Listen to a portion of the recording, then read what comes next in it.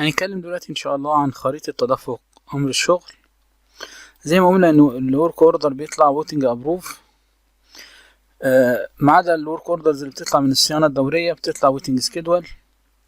فالورك اوردرز كلها الويتنج ابروف. المدير العام المساعد القطاع المعني بيقوم بمراجعة المحتويات والتأكد من مسؤولية العمل، ان الادارة بتاعته او القطاع بتاعه هو المسؤول عن العمل، ويحوله لويتنج بلان. الجزئية دي في التهيئة للعمل، تهيئة الشغل بتاع الورك اوردر.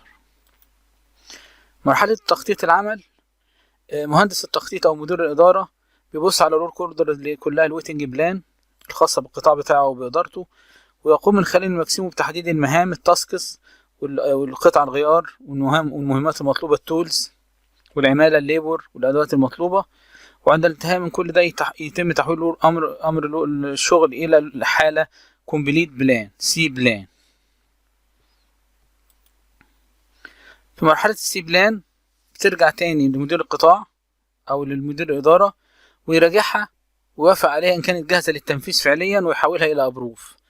أبروف دي بتحجز قطع الغيار أوتوماتيك اللي موجودة في الورك اوردر، بتحجزها في المخزن وتخصمها من القيمة اللي موجودة في المخزن، دليل على إنها اتحطت في ورك اوردر أبروف وجاري استخدام هذه قطع الغيار المتاحة.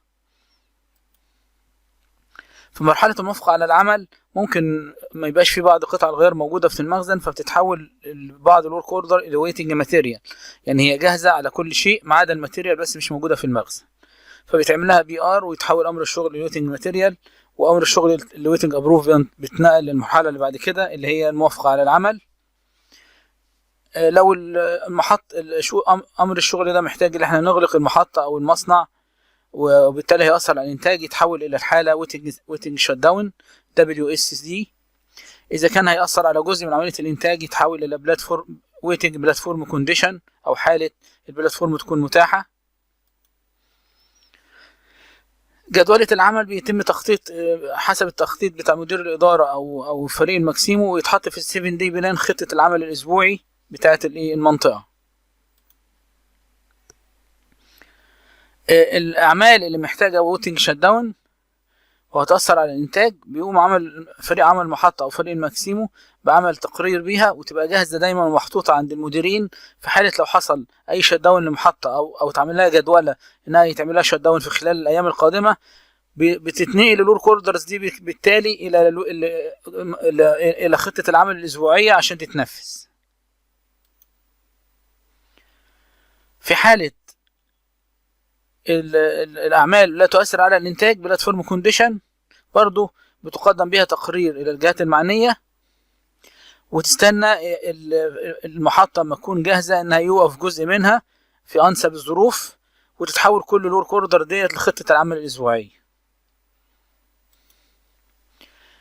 إذا الإدارة المعنية فعلا كلفت بالعمل وتم بدء العمل، بيتحول الستاتس أو الحالة بتاعة الورك اوردر إلى إن بروجريس، يعني معناه إن العمل بدأ فعليا.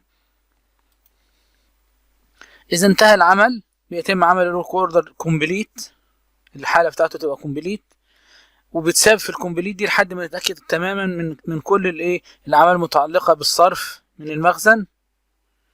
وبيتعمل تقرير للعطل اللي كان حاصل، بيتعملوا تقرير فيلير اناليسيز ريبورت، تقرير بالعطل، واي ملاحظات اخرى ممكن تساهم في تحسين العمل وكفاءة الاداء. اغلاق امر الشغل، اذا حصل فعلا ان المدير يتاكد تماما ان الشغلانه تمت ومفيش اي معوقات عشان يقفل ورك اوردر، بيحوله للحاله كلوز، وبالتالي هيتنقل الى السيرفر بتاع الكلوز والكانسل. وده ملخص لعملية تدفق أمر الشغل. التهيئة للعمل بتبقى ويتنج أبروف، تخطيط العمل ويتنج بلان وكومبليت بلان، الموافقة على العمل أبروفد، وإذا كان في نقص في الماتيريال أو مش موجودة في المخزن يبقى ويتنج ماتيريال. جدولة العمل ويتنج سكيدول، ويتنج شت داون، ويتنج بلان بلاتفورم كونديشن.